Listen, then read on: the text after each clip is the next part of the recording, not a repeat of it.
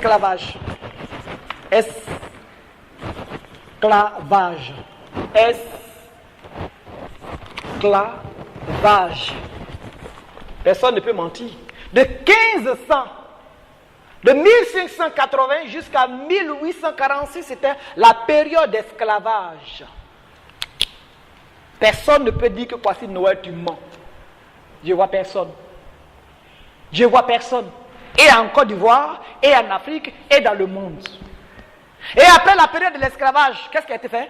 Si vous suivez attentivement, vous qui êtes attentifs, après cette période de l'esclavage, autour des années 1846, que l'esclavage a été aboli, autour de ces années, les Européens ont changé leur idéologie, qui est l'esclavage, ils ont changé en quoi? Colonisation. Colonisation. Si je mens, dites-moi que je mens. Si je dis la vérité, dites au moins que je dis la vérité. Et depuis 1846, autour de ces années-là, jusqu'à 1960, c'était quoi? Colonisation. Vous n'allez pas dire que j'exagère. Ça saute aux yeux. Donc les gens n'ont pas lâché le terrain. Ils n'ont pas libéré le terrain. Ils ne veulent pas libérer le terrain. Ils ne sont pas prêts à libérer le terrain. Parce qu'en Afrique, c'est riche. Et ça s'enrichit facilement. Les Africains sont idiots. Ils ne connaissent rien. C'est les nullards, des idiots. Ils ne connaissent même pas la valeur de la vie. Donc c'est tout à fait normal qu'ils les exploitent. Et qu'ils les exploitent aisément, à fond. À fond. Et depuis 1960, jusqu'à aujourd'hui, on vous a dit que vous êtes indépendant. C'est vrai ou c'est faux? Vous êtes sûr que vous êtes indépendant? Vous êtes indépendant comme ça? Vous êtes indépendant? Vous croyez que vous êtes indépendant? Pour ne pas dire que je mens ou que j'exagère, je vais lire une lettre. Gloire au Seigneur. Amen. Je vais lire une lettre pour montrer que les Européens ne sont pas en Afrique pour le développement des Africains, mais c'est pour l'exploitation du terrain. Qu'est-ce que je tiens dans ma main? Un livre. Du moins, c'est un journal. Afrique Éducation. Afrique Éducation. J'aime enseigner la parole de Dieu avec des preuves à l'appui. La Bible à l'appui et des documents à l'appui pour ne pas que je chante en l'air. Moi, je ne suis pas du prophète qui chante en l'air. Je fais les choses de manière précise. C'est un document que je tiens. Ce n'est pas moi qui ai écrit ce livre-là. C'est le livre. Moi, c'est un journal de personnalités de l'Afrique. Vous voyez ici, monsieur. Si vous voulez, je donne le journal Afrique Éducation du 1er au 30 avril 2009. Voilà. Donc, si vous cherchez le document, mettez-vous à la page 40 et on va lire. À la page 40, vous voyez une lettre. Dans ce journal, on a découvert une lettre. Et la lettre a été écrite par qui? Le roi Léopold II.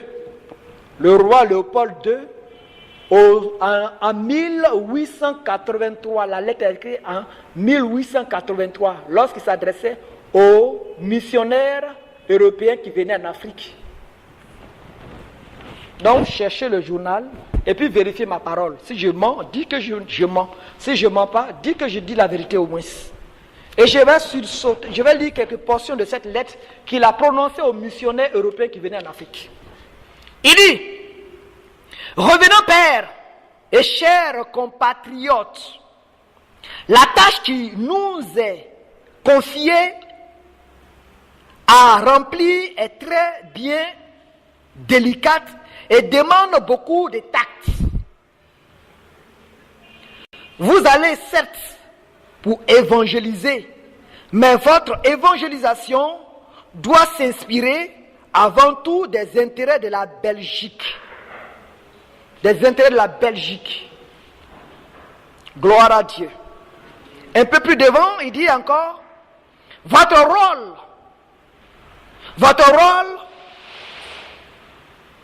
essentiel est de faciliter la tâche aux administrateurs et aux industriels. C'est donc dire que vous interpréterez l'évangile de façon qu'il serait mieux à protéger les intérêts à protéger nos intérêts dans cette partie du monde. Pour ce faire, vous veillerez, entre autres, à désintéresser nos sauvages des richesses dont regorge leur sous-sol pour qu'ils évitent, je reprends la partie, pour ce faire, vous veillerez, entre autres, à désintéresser nos sauvages des richesses dont regorge leur sous-sol pour éviter qu'ils s'y intéressent, qu'ils ne vous fassent pas une concurrence meurtrière et rêvent un jour de vous déloger. Un peu plus loin encore dans cette lettre, il dit « Évangélisez le nègre pour qu'il reste toujours soumis aux colons blancs, qui ne se révoltent jamais contre les contraintes que ceux-ci leur feront subir. » Ce n'est pas moi qui ai écrit cette lettre. Cherchez le journal Élysée. Et qui parle? Le roi Léopold II. À moins que me dise que cette lettre est fausse, parce que je l'ai trouvée dans un journal très important. Donc les Européens ne sont pas venus en Afrique pour que l'Afrique connaisse Dieu. Mais c'est parce qu'ils sont venus spécialement pour exploiter. Exploiter. Et donc de l'aide de l'esclavage, nous sommes passés à l'aide de quoi? La colonisation. Et de l'aide de la colonisation à l'heure actuelle, nous sommes en train de passer encore à quelle ère? À l'heure de la domination européenne par toutes les tactiques quelconques, par toutes les tactiques quelconques. On nous a fait chanter colonisation, du moins indépendance, c'est de l'utopie, c'est des jeux de mots. C'est des jeux de mots. Autrement dit, qu'est-ce que l'armée française fait en Côte d'Ivoire? Si on est indépendant. Si vraiment on est indépendant, l'armée française fait quoi en Côte d'Ivoire? L'armée française fait quoi au Burkina? L'armée française fait quoi au Mali? L'armée française fait quoi dans tous les pays de la sous-région? L'armée française fait quoi dans toutes les régions de l'Afrique? C'est ici la France? C'est ici la terre, là, c'est la France ici? C'est où la France? Est-ce qu'il y a une armée ivoirienne en France? Est-ce qu'il y a une armée burkinabé en France? Est-ce qu'il y a une armée congolaise en France? Est-ce qu'il y a une armée tchadienne en France?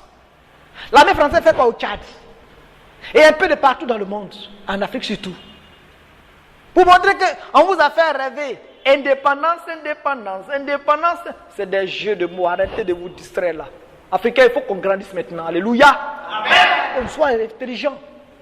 Les gens sont venus même pas pour développer. Et je le dis, tant que la France sera là, tant que la France sera là, qu'aucun pays africain ne s'imagine, je pèse mes mots avant de dire, tant que la France vivra, qu'aucun pays africain ne s'imagine connaître le développement, je vous lance le défi. Je vous lance le défi, tous les pays africains, tant que la France sera là, qu'aucun de vous ne s'imagine connaître le développement.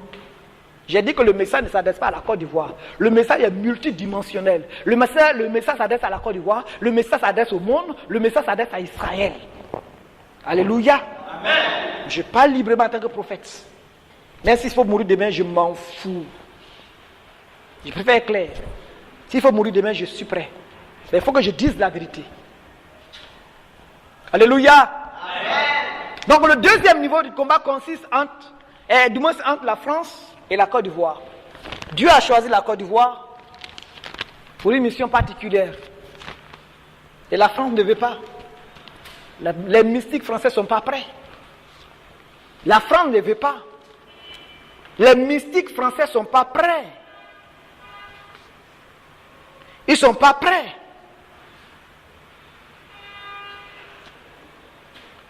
Ils ne sont pas prêts. Je vais vous expliquer ce qu'on appelle le silence divin. Le silence divin, alléluia. Quand vous lisez le livre d'Exode, chapitre 1 jusqu'au chapitre 12, vous voyez que le peuple Israël était en Égypte. Il a parcouru 430 années. Les Juifs étaient en Égypte. Il a fallu 430 années. Et au bout de 430 années, Dieu les a livrés, Dieu les a délivrés. Dieu a suscité Moïse pour libérer le peuple. C'est ce qu'on appelle, quand vous étudiez la religion, quand vous étudiez la Bible, ça s'appelle le mystère du silence.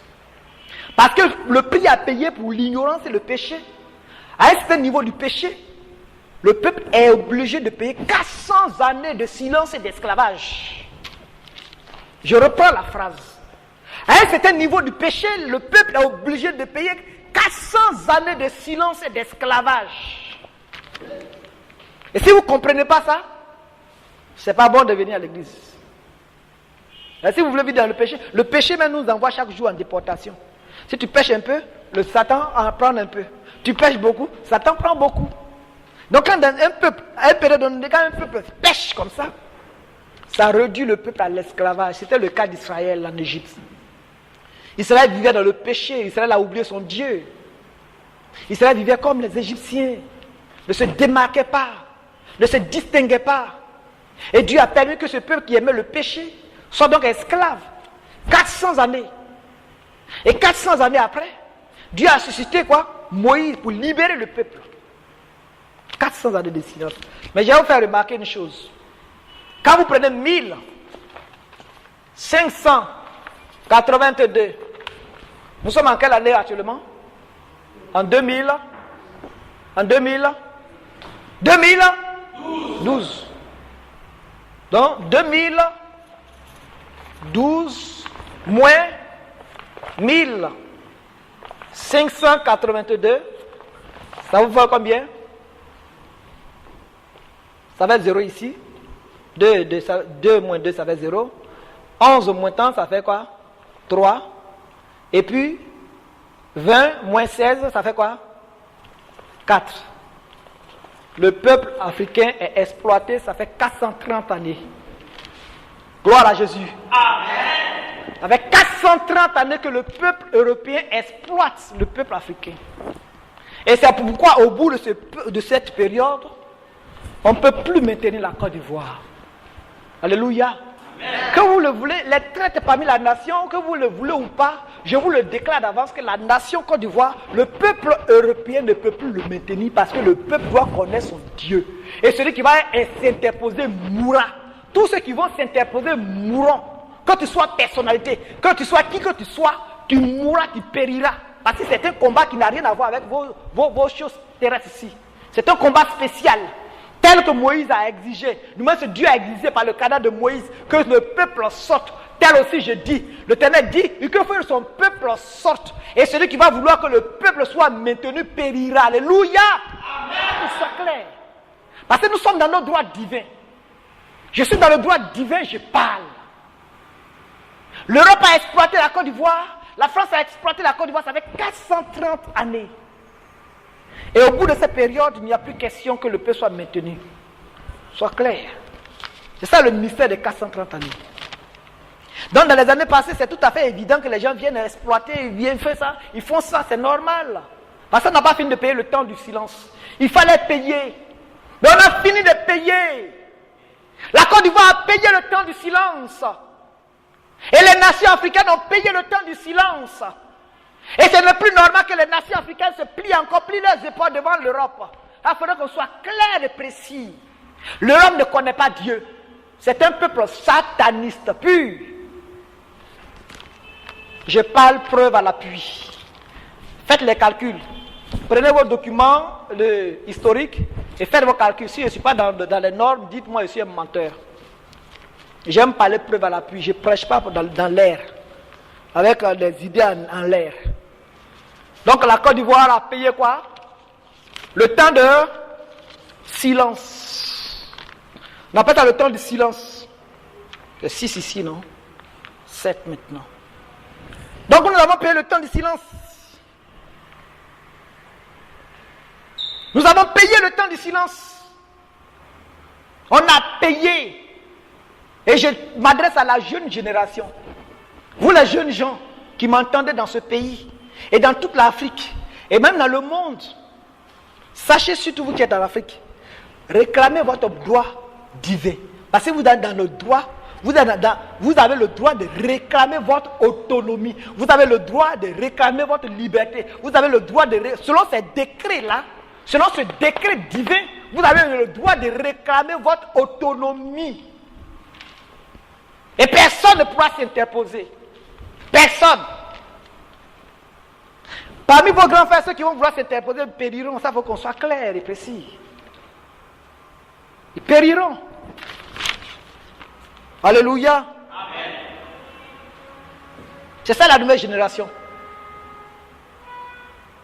Vous vous souvenez du discours du président français, l'ancien président français, M. Sarkozy. Je donne la date. Il a dit quoi le 10, 5e mois, 2012, sur France 24.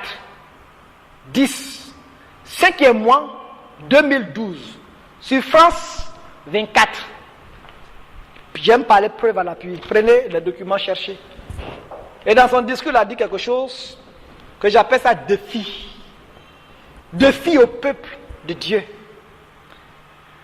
Et un long discours. Et la partie qui m'intéresse, parce que moi je ne prends pas tout, c'est les parties qui m'intéressent que je prends. Dans la partie qui m'intéresse, il dit, le peuple, le problème de l'Afrique, c'est qu'elle espère en l'âge d'or. Sachez-le, l'éternel retour n'aura jamais lieu. Et l'âge d'or ne viendra pas. Gloire à Jésus. Amen. On appelle ça défi à Jésus. Et si tu défies Jésus, tu vas le voir. L'âge d'or ne viendra pas. Hein? Parce que quand vous lisez la Bible, c'est l'Afrique qui doit éclairer le monde. À la fin des temps. Et ils savent ça. C'est les Africains qui doivent éclairer le monde. À la fin des temps.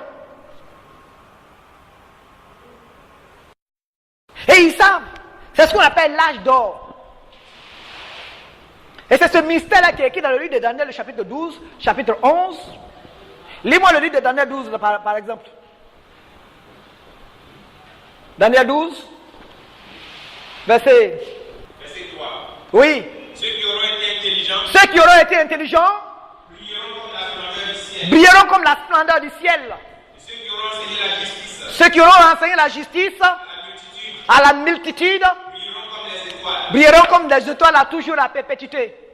Ça va. Donc ils savent que la fin des temps, la parole de Dieu brillera comme une lumière éclatante. Et quand ils consultent les Saintes Écritures, ils savent aussi que c'est de l'Afrique que sortiront ces hommes, ces érudits, ces savants bibliques, pour éclairer le monde. Parce que le monde est dans les ténèbres. Alléluia. C'est malheureux de lire. Le monde est malheureux. Le monde est pourri. Nous vivons un monde pourri. Un monde malheureux. Un monde désorienté. Un monde déboussolé. Un monde malade. Le monde est malade. Le monde est obscurci. Le monde est aveugle. Le monde est aveugle et le monde est mal éduqué. Le monde ne connaît pas Dieu. Et ça saute aux yeux. On n'a pas besoin de faire des calculs pour ça. Ça saute aux yeux. Comment se fait-il que nous sommes en 2012 et on légalise l'homosexualité? L'homosexualité. Des nations même légalisent l'homosexualité. Vous pensez que c'est des hommes qui peuvent faire ça? Même les animaux refusent d'être homosexuels. Même les rats refusent d'être homosexuels.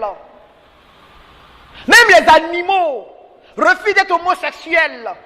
Et nous arrivons chez les hommes qui se disent intelligents, qui fabriquent les fusées, qui vont sur la lune et descendent, et puis ça couple entre eux. Un homme lèche le cul de son ami. Il lèche les testicules de son ami. Une femme lèche le cul de sa soeur. C'est dans quel monde on va maintenant là? C'est dans quel monde? C'est quel monde ça?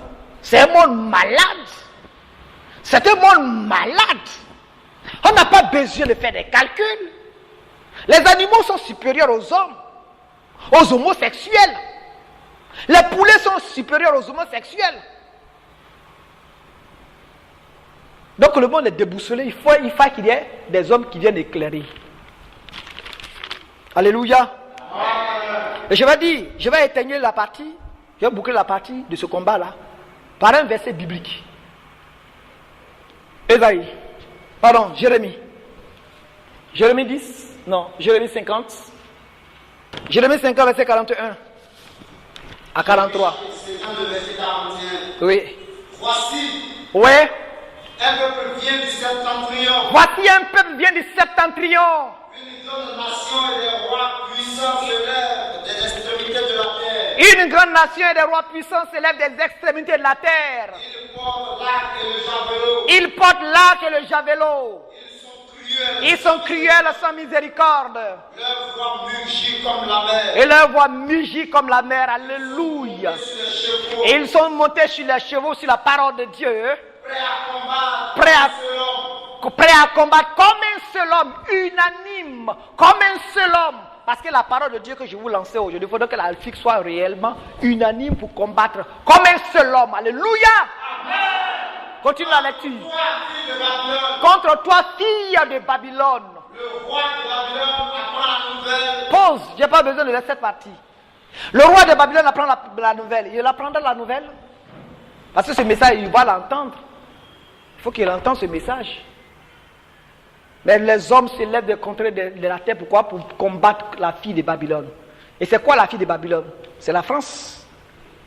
C'est la France qui est la fille de Babylone. La fille chérie de Babylone, c'est qui? C'est la France. Il faut qu'on soit clair et précis. La France. Lis un autre passage. Le chapitre suivant et le verset 33. Jérémie chapitre 51, le verset 33. Oui, Car ainsi parle l'Éternel des armées, oui, le Dieu d'Israël. oui. La fille de Babylone est comme une herbe dans le temps La fille de Babylone est comme une herbe dans le temps où on la foule. où on la foule. Encore un instant, Encore un instant, et le moment de la moisson sera venu pour elle. et le moment de la moisson sera venu pour la France. Pause, ça va. Donc le combat que je dis, c'est biblique. Dieu cautionne le combat. Les passages que j'ai lus, Dieu cautionne le combat. Et tout ce qui veut dire que Kwasi exagère, qui demande qu'est-ce que le mystère de la fille de Babylone. Je suis désolé. La fille de Babylone, c'est la France. Donc le combat est cautionné par Jésus depuis les temps les plus anciens. Alléluia. Amen. Et que vous le désirez ou pas, les choses sont claires et précises. La France tombera. La France a subsisté. Parce que les gens ont lancé une contrefaçon du programme. Je l'ai dit tout à l'heure. Ce que vous avez vu jusqu'ici, c'est la contrefaçon du programme de Dieu. Ça n'a rien à voir avec le programme de Dieu. Mais quand le programme de Dieu se lève, la France va se teindre. La France va se taire. La France va se taire et se taire. Parce que nous nous levons avec l'épée de Dieu, la parole de Dieu. Personne ne pourra arrêter ce mouvement. Personne ne pourra arrêter ce mouvement. Gloire à Dieu. Amen. Même en France, on sait qu'il y a des gens qui vont se lever.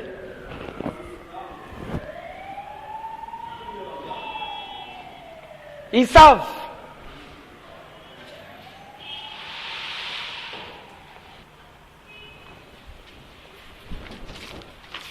Les Européens savent.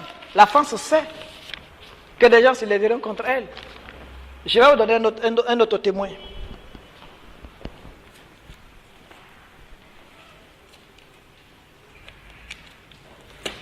Ça c'est quoi? Nostradamus. Nostradamus. Et dans ce document, les Français sont avertis. Parce que ça c'est leur prophète. Ils ne connaissent pas Dieu, mais leur prophète, leur propre prophète a prophétisé sur la fin de la France. Vous allez à la page combien? À la page 100. La fin de la France est prophétisée là-bas. Donc je n'ai pas besoin de me fatiguer. Ce document prouve réellement que, parce que les Français ont regardé ce document, ils ont pris Nostradamus comme un grand homme de Dieu. Un juif converti dans la religion romaine, c'est ce qu'on appelle les juifs aux traîtres. Il y a plein de juifs aux traîtres qui ne sont pas attachés au Dieu de leur père. il y a plein de ces juifs-là, parmi eux Nostradamus, qui était attaché à la religion européenne, à la religion romaine, et qui a prophétisé bien des choses, sur bien des choses. Et parmi ces nombreuses prophéties, la chute de la France. La chute de la France. C'est clair. Donc il y a un combat entre la France et la Côte d'Ivoire. Ceux qui connaîtront leur Dieu en Côte d'Ivoire se leveront pour ce combat et gagneront la bataille. Alléluia. Et personne ne pourra les empêcher. Tant que leur temps n'est pas accompli, personne ne pourra les arrêter. À moins que ce n'est pas écrit dans la Bible. Si c'est écrit, alors je suis désolé. Gloire au Seigneur. Amen. Et c'est par ruse que ces Français sont là. 1, pour piller toutes les richesses. 2, pour empêcher que la nation connaisse Dieu véritablement. Et vous les voyez en Afrique. Ils mettent leur nez dans toutes les affaires. Un Français en Côte d'Ivoire, un Français au Burkina, il est balayeur en France, il vient être directeur de société. Pourquoi? Ou bien j'ai exagéré? Non. Là-bas c'est un vagabond, mais il vient en Côte d'Ivoire, il va être conseiller à la présidence. Pourquoi? Mais parce que les Africains c'est des idiots. C'est des idiots. On les appelle les nègres. Dans le livre, là, on dit, ici, là, les Européens disent que vous êtes des sauvages. Vous êtes des sauvages. C'est tout à fait normal qu'ils viennent et un vagabond là-bas va venir être quoi? Directeur de société. Maintenant, il faudrait qu'on montre à ces gens que l'Afrique est quoi? Est révolue. Alléluia. L'Afrique est révolue. L'Afrique change. L'Afrique d'hier n'est plus la même d'aujourd'hui. Parce que nous venons pour éclairer le monde. Alléluia. Amen. Le monde est aveuglé, nous venons pour l'éclairer. Jésus nous a affranchis et nous allons pour vous éclairer. C'est la mission de la Côte d'Ivoire. Et c'est pourquoi des hommes puissants, des hommes de Dieu puissants s'élèvent de cette nation pour aller éclairer le monde. Pour éclairer le monde. Pour libérer le monde. Pour délivrer le monde. Et c'est réel. C'est le deuxième niveau du combat. C'est le deuxième niveau du combat. Le troisième niveau du combat que la Côte d'Ivoire va vivre avant de connaître l'élévation. Soyez très attentifs, parce qu'à ce niveau, les choses deviennent de plus en plus sérieuses. C'est de plus en plus sérieux. Gloire à Dieu. Amen. À ce niveau du combat, l'ennemi de la Côte d'Ivoire, c'est le Vatican. À ce niveau du combat, l'ennemi de la Côte d'Ivoire, c'est le Vatican.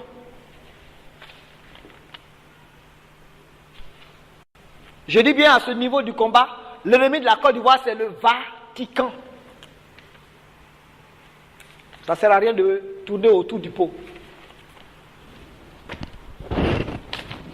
À ce niveau du combat, l'ennemi principal de la Côte d'Ivoire, c'est le Vatican. Il y a des hommes de Dieu qui seront prêts à dire, quoi, si c'est pas la peine, tu vas chercher des palabres dans le pays, tu vas envoyer des problèmes dans le pays, tu vas faire ceci, cela, je sais. Mais je préfère être franc avec moi-même.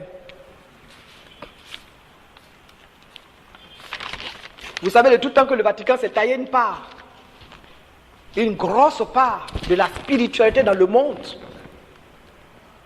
Elle est pratiquement comme la supraconductrice de toutes les nations de la terre en matière religieuse, en matière de religion. Et dans la politique, elle est encore la supraconductrice de toutes les religions, de tous les politiciens. Ça, on n'a pas besoin d'aller à l'école, ça saute aux yeux. Et c'est le Vatican qui a été reconnu sur la terre comme la nation religieuse. Mais comme Jésus a choisi la Côte d'Ivoire pour aller éclairer le monde, les calculs les plus élémentaires montrent qu'il y aura conflit religieux, conflit spirituel entre le Vatican et la France. Pardon, entre le Vatican et la Côte d'Ivoire.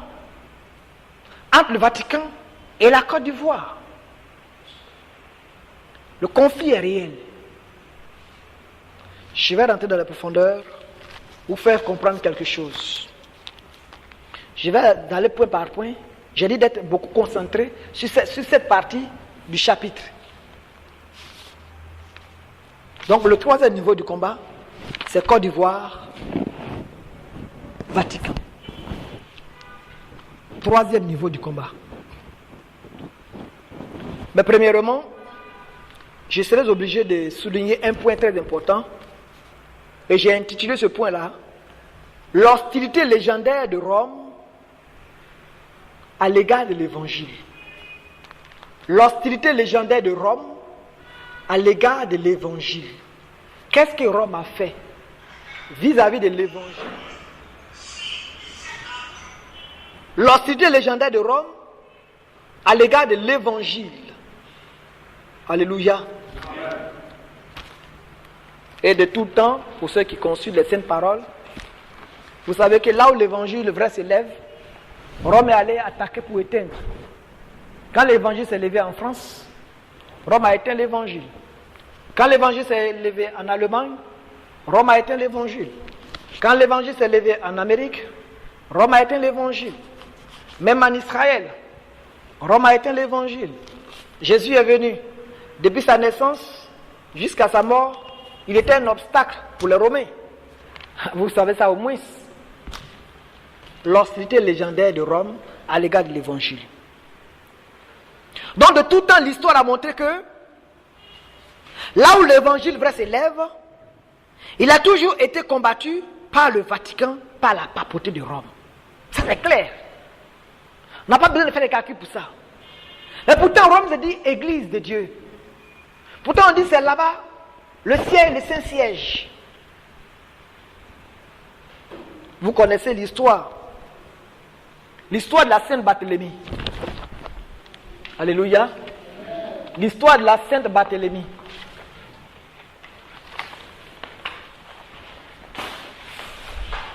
L'histoire de la Sainte Barthélemy en France. Le Vatican a suscité la guerre entre Français et Français.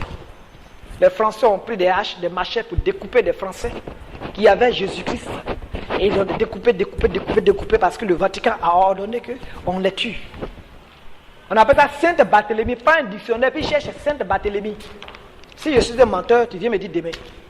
La guerre de Sainte Barthélemy. Elle s'est passée en 1572.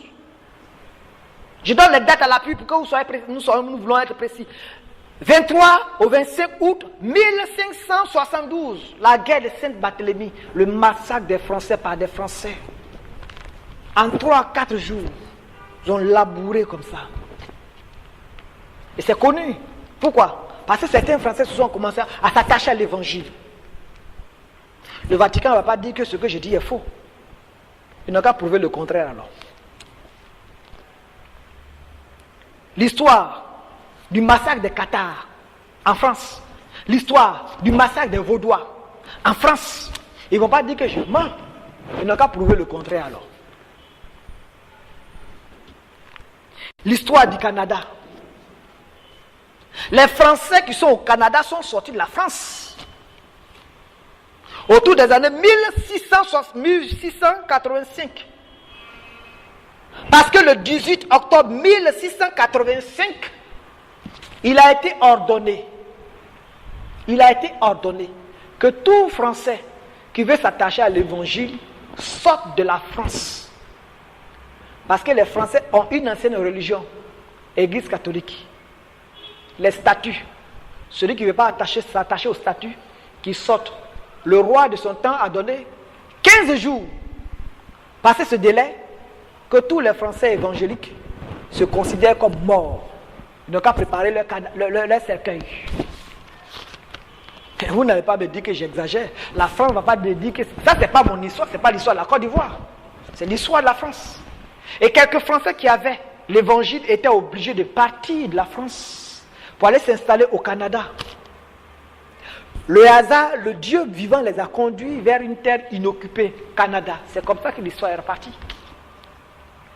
Tous les Américains qui sont en Amérique là, c'est la même histoire. C'est autour de la même année que tous les Américains les Anglais ont fui l'Angleterre pour aller s'installer en Europe, pardon, en Amérique.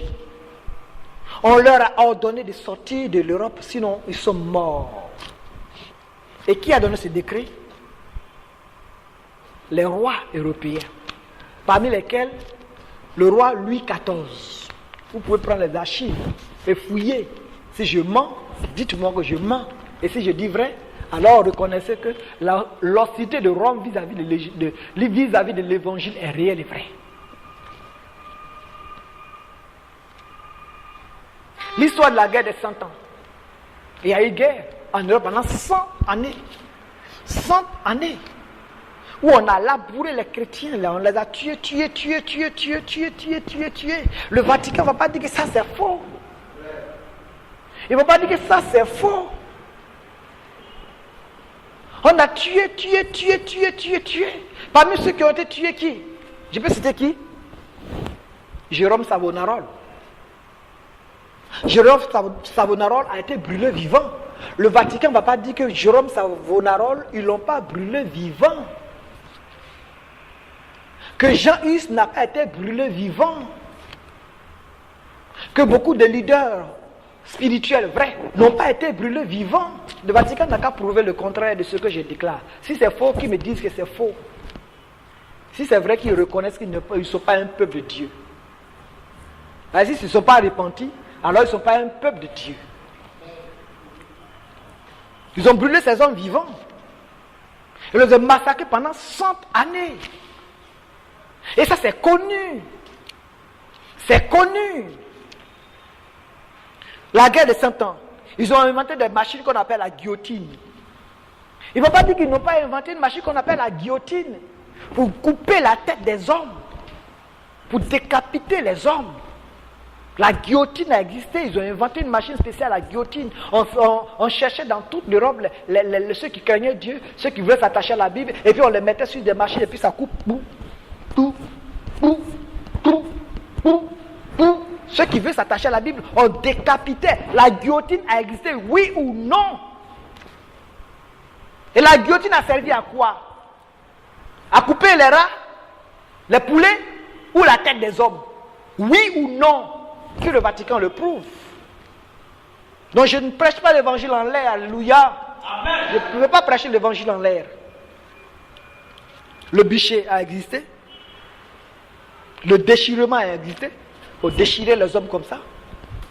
Comme on déchire un simple papier journal. Et pendant la guerre des 100 ans, les gens ont souffert. Il ne faut pas dire que la guerre des 100 ans n'a pas existé.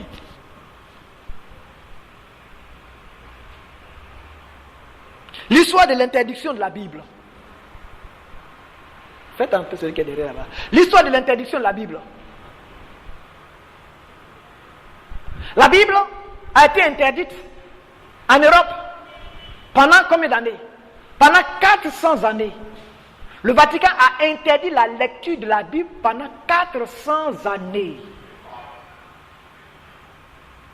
Je ne me souviens pas le nom du pape, mais je me souviens à quelle date à peu près. En 1563. 1563. En plein concile de Trente. Le Vatican a interdit que la Bible soit lue. Vous croyez qu'une église peut interdire qu'on lise la Bible? Vous croyez qu'un homme de Dieu vrai va interdire aux hommes de lire la Bible? Un pasteur, un prophète va interdire qu'on lise la Bible? Que les fidèles lisent la Bible? Pourquoi? Parce que plus les fidèles lisent la Bible, ça te fait une décharge. Tu es déchargé. Tu as moins de choses à expliquer. Et c'est ce que Dieu a voulu. Qu'est-ce que Dieu a dit à qui? À Josué. Josué chapitre 1, verset 8. Josué 1, verset 8. Et a dit quoi? Que ce livre de la loi ne s'éloigne point de ta bouche. Lisez-le. Je ne veux pas qu'on interprète. Je ne veux même pas qu'on interprète quelque chose. Lisez. Vous dites s'il est menti, c'est clair.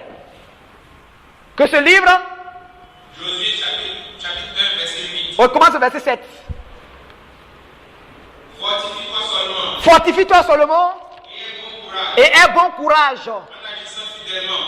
En agissant fidèlement. Selon toute la loi que Moïse, mon serviteur, t'a prescrite. Ne t'en détourne ni à droite ni à gauche. afin de réussir dans tout ce que tu entreprendras. Que ce livre de la loi Ne s'éloigne point de ta bouche. Médite le jour et nuit pour agir fidèlement selon tout ce qui y est écrit. Car c'est alors que tu auras du succès dans tes entreprises. C'est alors que tu réussiras. Pause. Alléluia. Donc Dieu est d'accord que quoi? Qu'on lise la Bible. Il ne veut même pas que ça s'éloigne de notre bouche. Mais pourtant le Vatican a ordonné pendant le Concile de Trente que la Bible ne soit plus lue sur la terre. On te voit avec une Bible, on te tue. On te brûle. On te brûle. Je viens. On te voit avec une Bible, on te tue. On te brûle. Et c'est connu. Le Vatican ne va pas dire qu'ils n'ont pas interdit la lecture de la Bible. Et cela n'a pas fait 400 années. Si je mens, ils n'ont qu'à le prouver à la terre. Si je dis vrai, ils n'ont qu'à se repentir alors. Oui, lecture. Je le déclare à quiconque entend les paroles de la prophétie de ce livre. Oui. Si quelqu'un y ajoute quelque chose... Non, pas là, ça va. Tu prends ça là, ça c'est encore même... Ça cache les choses. Va au verset... Hop, tu es dans le chapitre. Va au chapitre 1. Chapitre 1. Oui, va au chapitre 1. Va, tu es dans le chapitre 22 là. Va dans le chapitre 1. Oui. Lis verset 3 ou verset 2. Heureux celui qui lit. Heureux qui? Heureux celui qui lit. Qui fait quoi? Qui lit. Qui lit. Et ceux qui entendent la parole. Et ceux qui entendent les paroles de la prophétie. Et qui gardent les choses qui y sont écrites. Et qui gardent les choses qui y sont écrites. Car le temps est proche. Car le temps est accompli. Alléluia. C'est clair. Donc quand un homme de Dieu, une institution de Dieu déclare qu'on interdit de la lecture de la Bible, sachez ouvertement que ce n'est pas une institution de Dieu. Donc quand j'ai intitulé la partie « L'hostilité légendaire de Rome à l'égard de l'évangile », j'ai des preuves certaines. Rome a été toujours hostile à l'égard de l'évangile vrai.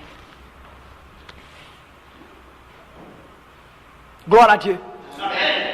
De 1563, il a fallu jusqu'à 1963 pour que Rome autorise que les hommes lisent la Bible. Toi, tu es né hier.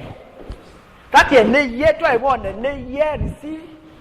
Mais avant qu'on ne naisse, les gens ont travaillé. On travaillait à fond.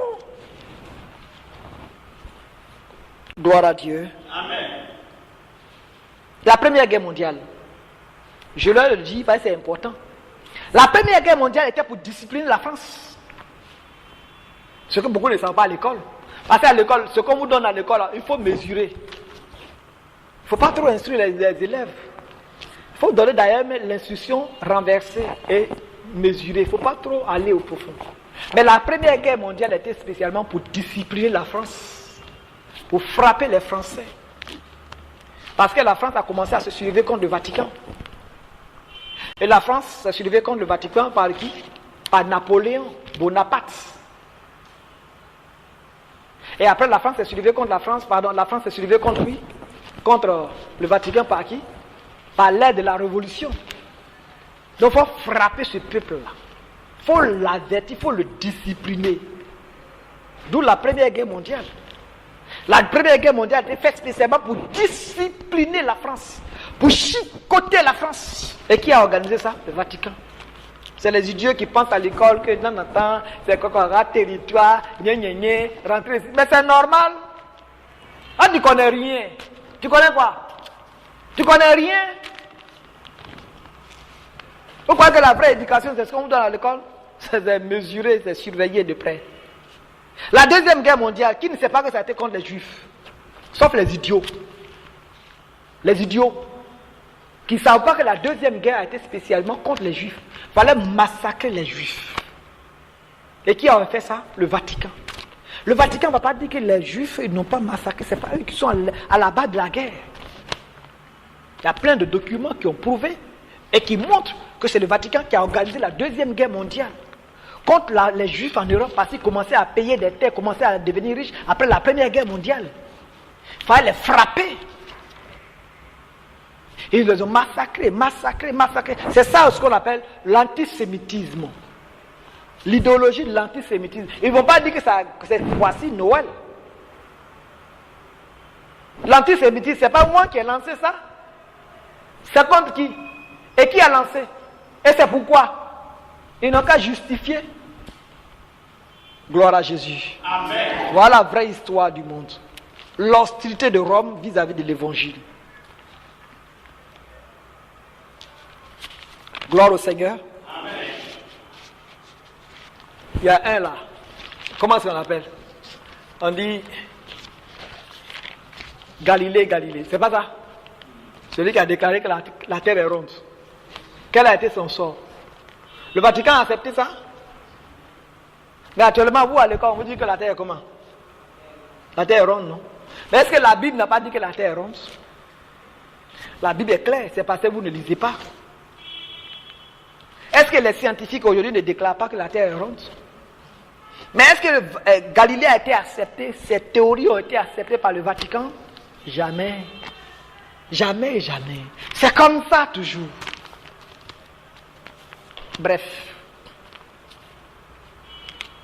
Donc pour comprendre la méchanceté de Rome, on va lire un verset. Daniel. Daniel 8, verset 23. Daniel 8, verset 23. À la fin de leur domination, lorsque les pécheurs seront consumés,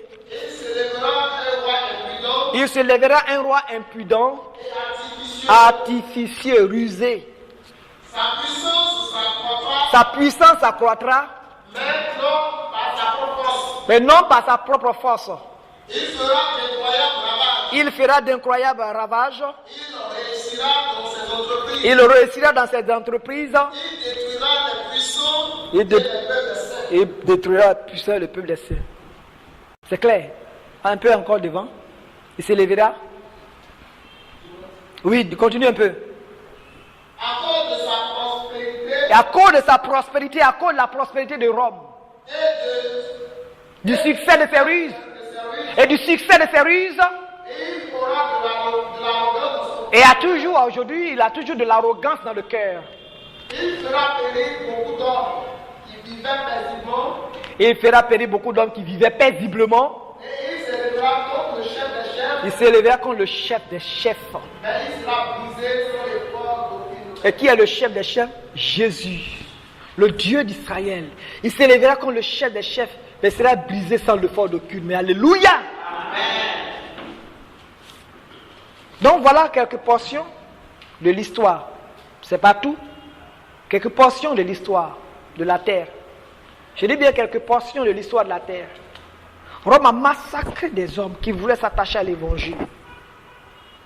Et ces espions sont partout à l'écart, à l'éveil. Ils veillent au grain. Là où l'évangile commence à s'élever, il faut aller vérifier. Qu'est-ce qu'ils enseignent? Qu'est-ce qu'ils enseignent? S'ils enseignent contre nous, il faut éteindre le mouvement. Et c'est comme ça. C'est pourquoi il y a eu tous ces massacres sur terre. Rome n'a jamais voulu la révolution. N'a jamais voulu la repentance. Il a refoulé toutes les personnes qui lui proposaient la repentance. C'est pourquoi quand vous lisez les Écritures, le Seigneur dit dans le livre de, je crois dans le livre de l'Apocalypse chapitre 2 ou 3, où le Seigneur s'adresse à l'église de Thyatire, le Seigneur dit quoi? Il dit, je lui ai donné du temps de se repentir et elle ne veut pas se repentir de sa débauche. Voici, je vais l'agiter sur un lit. Je vais l'agiter sur un lit, c'est-à-dire la détruire. Et envoyer une grande tribulation à ceux qui commettent adultère avec elle. La prophétie est claire là-bas. Ok. Donc voici le volet. Ce volet-là, qui concerne l'hostilité de Rome. Nous allons voir maintenant le volet, les prédications de la chute de Rome.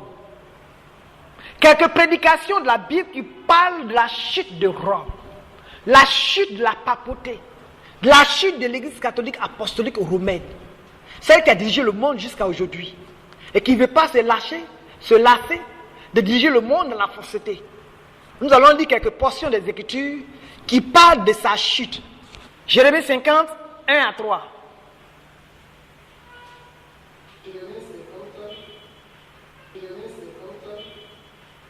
Jérémie 50, 1 à 3. La parole que l'Éternel prononça sur Babylone, Voilà.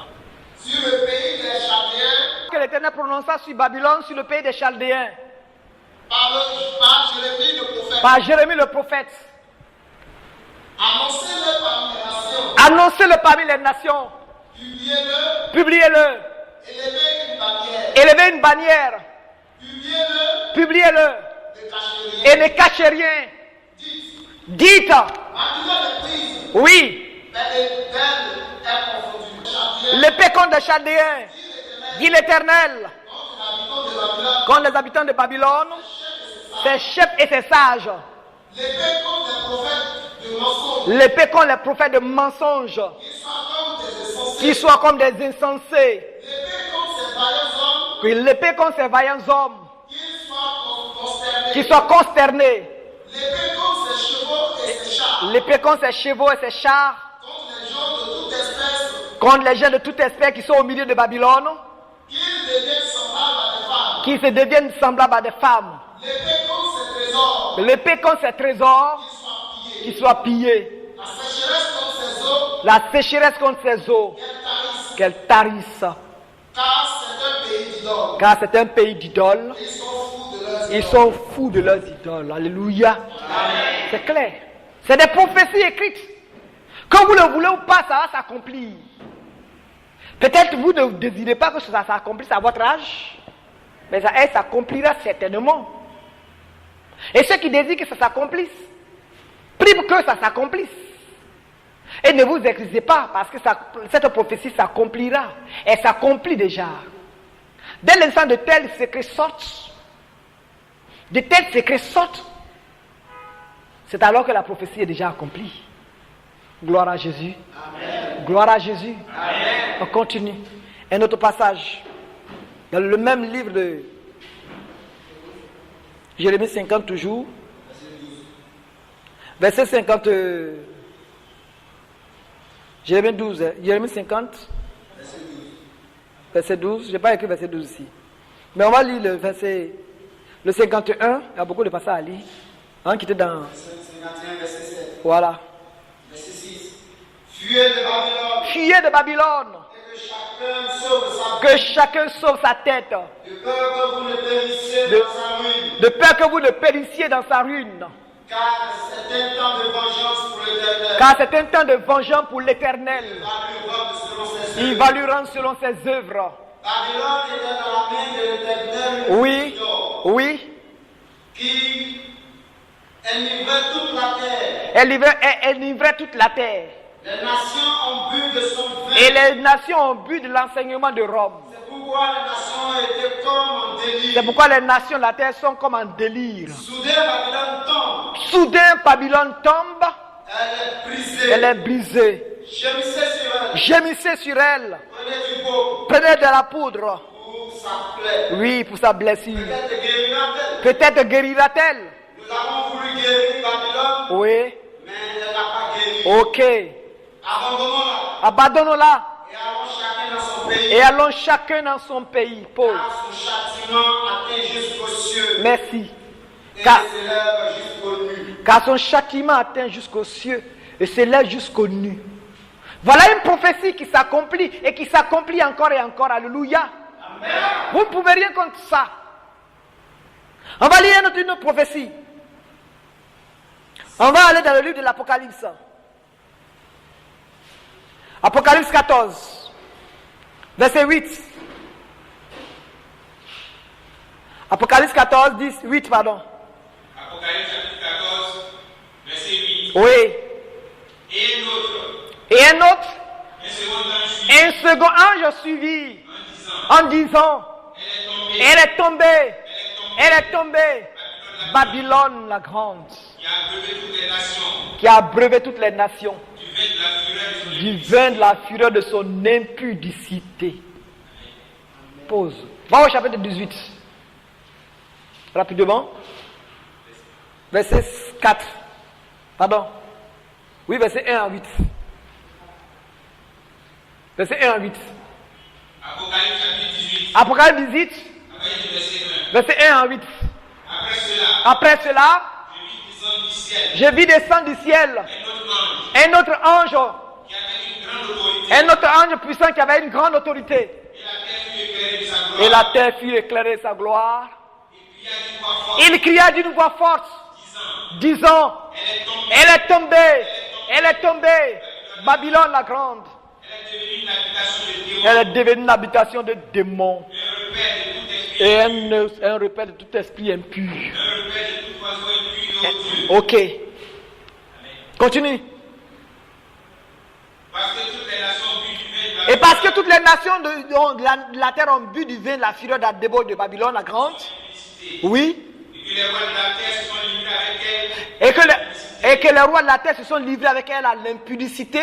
et que les marchands de la terre Et que les marchands de la terre se sont enrichis par l'opulence de son luxe. Et j'entendis du ciel une voix qui disait, Oui. sortez du milieu d'elle, Sortez du milieu d'elle, mon peuple, afin que vous ne participiez point à ses péchés, afin que vous ne participiez point à ces péchés. que vous n'ayez point de part à ses fléaux. Pause. C'est clair. Ces prophéties sont écrites sur Rome, sur le Vatican. Elles s'accompliront sûrement, certainement. Elles s'accomplissent déjà. Qu'on le veuille ou pas, elles s'accomplissent. Alléluia. Alléluia. Amen. Il y a bien des passages comme ça qui sont écrits. J'ai préféré qu'on lise quelques-unes de ces passages. Un passage, quelques-uns de ces passages. Donc la papauté sait. Rome sait. Le Vatican sait qu'à la fin des temps, Dieu va susciter des peuples pour détruire le système. Et les Européens le savent. Mais ils ne veulent pas. Ils ne veulent pas tomber. Ils ne veulent pas chuter. Ils ne veulent pas non plus se repentir. Le problème, ils ne veulent pas se repentir. Et puis aussi, ils ne veulent pas tomber. C'est malheureux. Parce qu'il faut te repentir, là, Dieu te maintient en place. Parce que tu ne veux pas te repentir, il faut que tu tombes. Parce qu'une chose est sûre et certaine, le Vatican a fait tellement de massacres.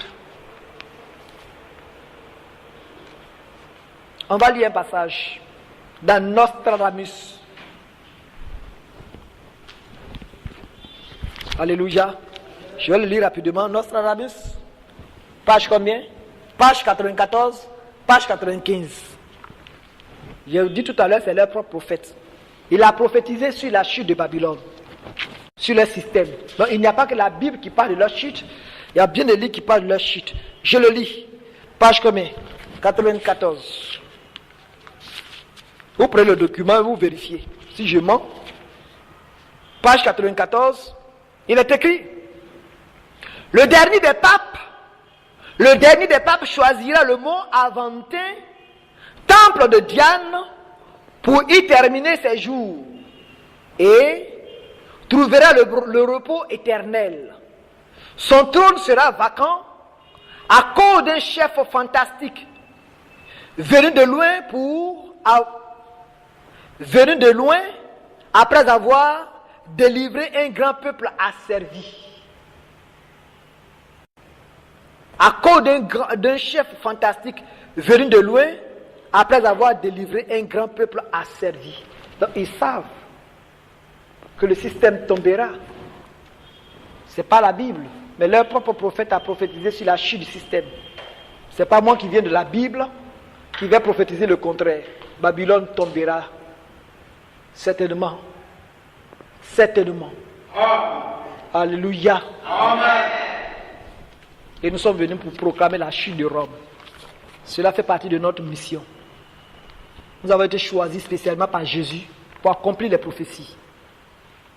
Nous avons été choisis par Jésus pour accomplir les prophéties. Et tous ceux qui vont s'interposer, vous périrez. Vous êtes avertis. Ésaïe 41, versets 8 à 16. On l'a lu. Vous êtes avertis. Vous tous qui allez marcher contre cette œuvre, vous êtes avertis. Vous marcherez, mais vous périrez. Vous marcherez contre cette œuvre, mais vous périrez. Ce n'est pas une œuvre humaine. C'est celui de la parole de Dieu, de l'ordre divin. Donc on va voir maintenant la suite, les mesures de sécurité de Rome pour éviter sa chute. Comme la Bible dit, elle va tomber. Combien d'hommes de Dieu ont dit, ils vont tomber, que Babylone va tomber. Donc Babylone va prendre des mesures de sécurité pour ne pas connaître la chute. Alléluia. Donc on va voir maintenant les mesures de sécurité du Vatican pour ne pas connaître la chute. Pour ne point connaître la honte. Au lieu de se repentir, elle ne va pas vouloir se repentir. Parce que la seule chose qui freine Dieu, c'est la repentance. La seule chose qui arrête la main de Dieu, qui est prêt à frapper, c'est la repentance. Quand un peuple se repent, un homme se repent, Dieu arrête de frapper. Mais quand l'homme s'endurcit, Dieu frappe toujours et frappera toujours et frappera. Alléluia. Amen. Et c'est comme ça le Dieu d'Israël est. Et Babylone va prendre des mesures sécuritaires pour ne jamais connaître la chute. Donc, l'autre volet de cette partie du combat, du troisième niveau du combat, c'est quoi? Les mesures de sécurité de Rome pour ne jamais connaître la chute. Et parmi les mesures de sécurité, il y a la première mesure de sécurité qu'elle a prise pendant le Concile du Vatican